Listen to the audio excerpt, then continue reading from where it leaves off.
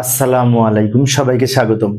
প্রিয় শিক্ষার্থী বন্ধুরা, আজকে আমি এই যে হিসাব বিজ্ঞান বিষয়ের হিসাব সমীকরণ সংক্রান্ত এই পর্ব ৯ এ দায় বৃদ্ধি এবং মালিকানা সত্ত্ব বৃদ্ধি এই ধরনের যে সমস্ত লেনদেন রয়েছে এগুলো হিসাব সমীকরণ কিভাবে আলোচনা করা যায়, হিসাব সমীকরণের প্রভাব কিভাবে নির্ণয় করা যায়, দায় বৃদ্ধি এবং মালিকানা সত্ত্ব বৃদ্ধি সংক্রান্ত লেনদেনে তা আলোচনা করার চেষ্টা করব।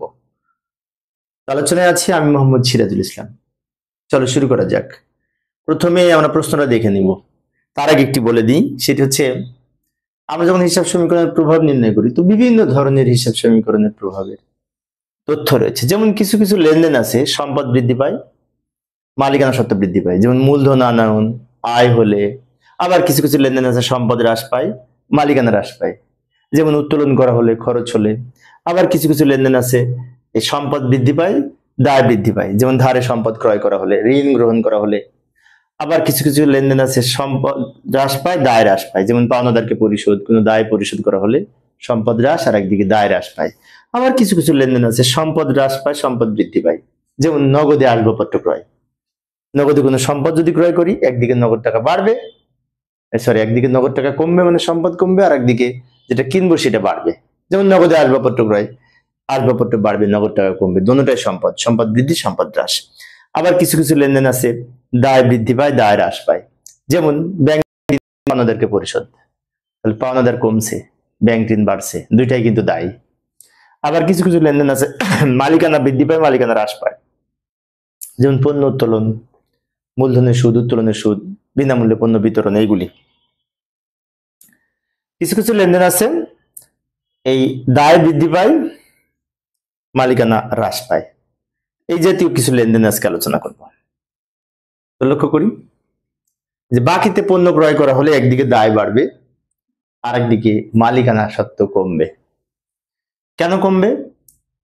বাকিতে যদি পণ্য বিক্রি করি তাহলে ক্রয় বাবদ ব্যয়ের ফলে মালিকানা সত্ত্ব কমে, ক্রয় বাবদ ব্যয়ের ফলে কিন্তু মালিকানা সত্ত্ব কমে। আবার প্রদেয় হিসাব বৃদ্ধি পায়, কারণ ক্রয়ের জন্য জাবেদা করি ক্রয় ডেবিট, পাওনাদার ক্রেডিট। ক্রয় ডেবিট মানে কি? ব্যয় হচ্ছে, ব্যয় হলে মালিকানা হ্রাস পায়। তাহলে এই লেনদেনটি যদি আমরা হিসাব সমীকরণে প্রভাব নির্ণয় করি তাহলে এই যে ক্রয়ের ফলে মালিকানা সত্ত্ব কমবে, মালিকানা সত্ত্ব থেকে বিয়োগ করব, আর দায় বৃদ্ধি পাবে। ভালো করে লক্ষ্য করি, 10,000 টাকার পণ্য যদি ধারে ক্রয় করি তাহলে মালিকানা কমবে, তাই মালিকানা থেকে মাইনাস করলাম, ক্রয়ের ফলে মালিকানা কমে, ক্রয় ব্যয়, ব্যয় হলে মালিকানা কমে। আরেকটা পক্ষ ধারে যেহেতু কিনলাম তো আমার কাছে টাকা পাবে, পাওনাদার বাড়বে, মানে প্রদেয় হিসাব বাড়বে, প্রদেয় হিসাবের আরেক নাম পাওনাদার।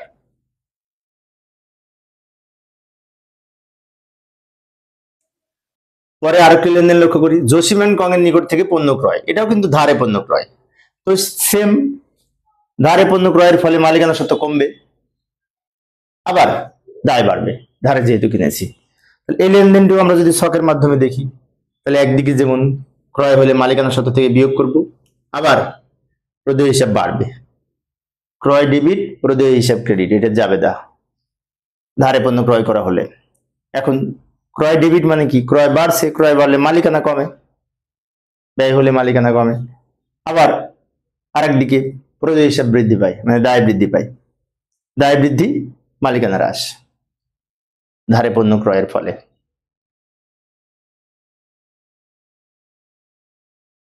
আরেকটা লেনদেন, পণ্য ক্রয় করে প্রদেয় নোটের স্বীকৃতি প্রদান, এটার জন্য জাবেদা ক্রয় ডেবিট, প্রদেয় নোট ক্রেডিট। তো ক্রয় ডেবিট মানে মালিকানা সত্ত্ব কমবে, ক্রয় হলে মালিকানা সত্ত্ব কমে। আবার প্রদেয় নোট বাড়বে, মানে প্রদেয় বিল বাড়বে।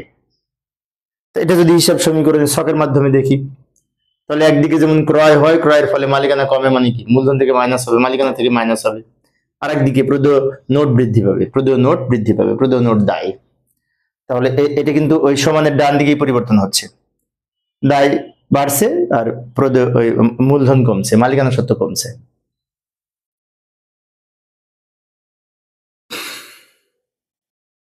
নাজিয়ার নিকট হতে পণ্য ক্রয়, এটাও বাকিতে পণ্য ক্রয়। এখানে লেখা আছে 210 need 30, এইখানে 2-10 মানে 10 দিনের মধ্যে পরিশোধ করতে পারলে 2% ডিসকাউন্ট হবে। এটা কিন্তু ধারে ক্রয়, এটা হচ্ছে ধারে ক্রয়। আর 10 দিনের মধ্যে পরিশোধ করতে না পারলে 30 দিনে পরিশোধ করতেই হবে, নো ডিসকাউন্ট। এই লেনদেনটি হিসাব সমীকরণের কি পরিবর্তন হবে, তাই না? এখানে ধারে ক্রয় যদি হয় তো ক্রয় হলে তো মালিকানা কমে, ক্রয় হলে কিন্তু মালিকানা কমে, আর এটা যেহেতু ধারে ক্রয় করা হচ্ছে তাই প্রদেয় হিসাব বাড়বে, মালিকানা কমবে, প্রদেয় হিসাব বৃদ্ধি পাবে।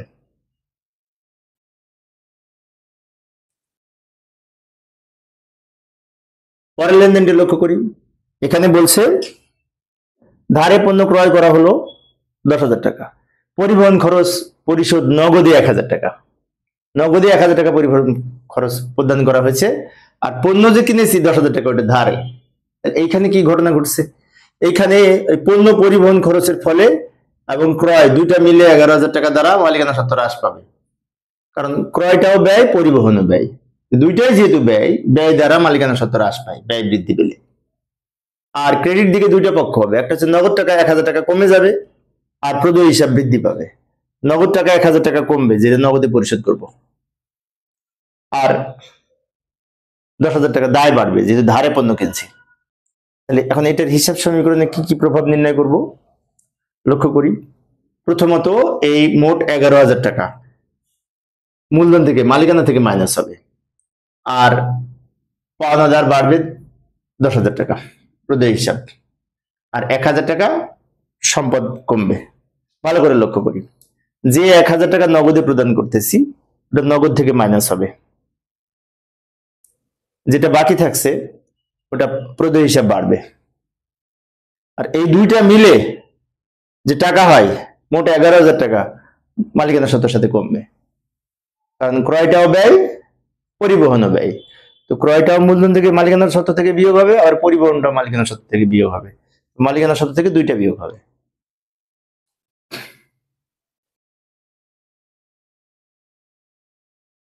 ঋণের উপর সুদ ধার্য করা হলো 1,000 টাকা। এটা দুইটা পক্ষ, একটা হচ্ছে ঋণের সুদ খরচ, খরচের ফলে মালিকানা হ্রাস পায়, আবার ঋণ বৃদ্ধি পায়। ঋণের সুদ ধার্যের ফলে ঋণ বৃদ্ধি পায়, আর ঋণের সুদটা যদি খরচ, খরচ হলে মালিকানা কমে। এই লেনদেনটি দ্বারা একদিকে মালিকানা কমবে আর একদিকে দায় বাড়বে। ঋণের সুদ খরচ, যেটি খরচের ফলে মালিকানা সত্ত্ব হ্রাস পাবে, খরচ হলে মালিকানা হ্রাস পায়, আর ঋণ দায়, দায় বৃদ্ধি পাবে। ঋণের সুদের ফলে ঋণ বৃদ্ধি পায়। এখানে আরেকটা লেনদেন লক্ষ্য করি, প্রদেয় নোটের উপর সুদ ধার্য হলো 500 টাকা। এটা দুটো পক্ষ, একটা প্রদেয় নোটের সুদ আর একটা প্রদেয় নোট। প্রদেয় নোটের সুদটা খরচ, সুদ ব্যয়ের ফলে ও ই হ্রাস পাবে, ব্যয় হলে ও ই হ্রাস পায়, আবার ঋণ বৃদ্ধি পাবে, দায় বৃদ্ধি পাবে। প্রদেয় নোটটা এক ধরনের ঋণ। তাহলে এটা যদি আমরা হিসাব সমীকরণে দেখি, তাহলে একদিকে যেমন খরচ হচ্ছে, খরচের ফলে মালিকানা সত্ত্ব হ্রাস পাবে, মূলধন থেকে মাইনাস হবে, আবার এই খরচটা ফলে দায় বাড়বে। খরচ যদি বাকি থাকে তাহলে একদিকে মালিকানা সত্ত্ব কমে খরচের ফলে, আবার বাকি যেহেতু আছে, বকেয়া আছে, বকেয়া বৃদ্ধি পায়, মানে দায় বৃদ্ধি পায়। তাই প্রদেয় নোট বা বকেয়া সুদ বৃদ্ধি পাবে, দায় বৃদ্ধি, মালিকানা হ্রাস।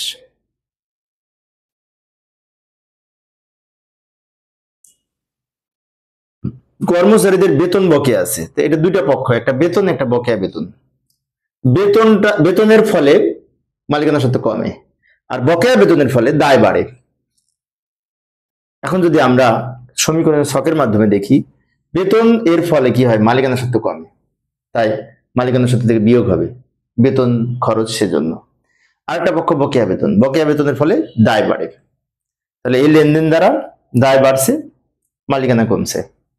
ব্যয় যদি বকেয়া থাকে একদিকে ব্যয় হয়, আর একটা পক্ষ বকেয়া ব্যয়, এটা ব্যয়, যেমন বেতন ডেবিট, বকেয়া বেতন ক্রেডিট। তো বেতন ডেবিট মানে কি, মালিকানা কমে যাবে, বেতন খরচ বাড়লে মালিকানা কমে, আবার বকেয়া বেতন দায়, দায় হলে মালিকানা বৃদ্ধি পায়, দায় বৃদ্ধি পেলে।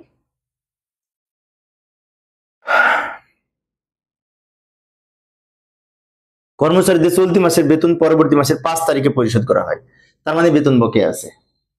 তাহলে এটা দ্বারা বেতন খরচের ফলে মালিকানা সত্ত্ব বৃদ্ধি পাবে এবং বকেয়া বেতনের ফলে দায় বৃদ্ধি পাবে। আমরা যদি ছকের মাধ্যমে দেখি, বেতন খরচের ফলে মালিকানা কমে যাবে, আর বকেয়া বেতনের ফলে দায় বৃদ্ধি পাবে। বেতন খরচ, এটার জন্য যাবে হবে বেতন ডেবিট, বকেয়া বেতন ক্রেডিট। পরবর্তী মাসের 5 তারিখে প্রদান করা হবে, মানে কি এই মাসের বেতন দেই নাই, বাকি আছে, সামনে মাসে দিব 5 তারিখে, বেতন বকেয়া আছে, তো বকেয়া বেতনের যাবে হচ্ছে বেতন ডেবিট, বকেয়া বেতন ক্রেডিট। বেতন ডেবিট মানে কি, মালিকানা কমবে, আর বকেয়া বেতন ক্রেডিট অর্থাৎ দায় বাড়বে।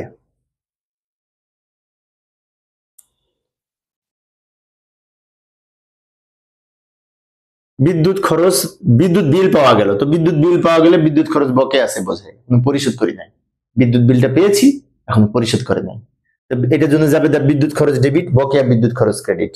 বিদ্যুৎ খরচের ফলে মালিকানা কমে, আর বকেয়া বিদ্যুৎ খরচের ফলে দায় বৃদ্ধি পায়। তাহলে এটি হিসাব সমীকরণে একদিকে যেমন বিদ্যুৎ খরচের ফলে মালিকানা হ্রাস পাবে, অপরদিকে বকেয়া বিদ্যুৎ দায় বৃদ্ধি পাবে। কোনো খরচ যদি বকেয়া থাকে তাহলে মালিকানা কমে, দায় বাড়ে।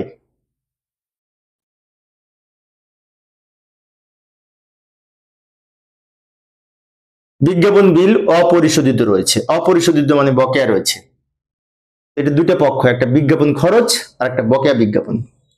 বিজ্ঞাপন খরচের ফলে মালিকানা সত্ত্ব হ্রাস পাবে, আবার বিজ্ঞাপন বকেয়া থাকার কারণে দায় বৃদ্ধি পাবে।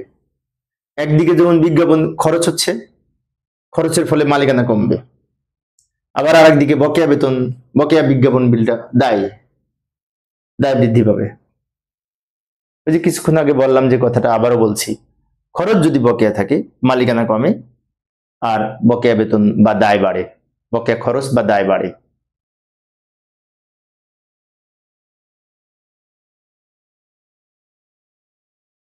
প্রিয় শিক্ষার্থী বন্ধুরা, এই ছিল আজকের আলোচনা। তো পরের ক্লাসে আমি এই দায় হ্রাস, মালিকানা সত্ত্ব বৃদ্ধি, এই জাতীয় কিছু লেনদেন আছে ওইগুলি আলোচনা করার চেষ্টা করবো। দায় কমবে, মালিকানা বাড়বে। দেখার আমন্ত্রণ রইল। খোদা হাফেজ।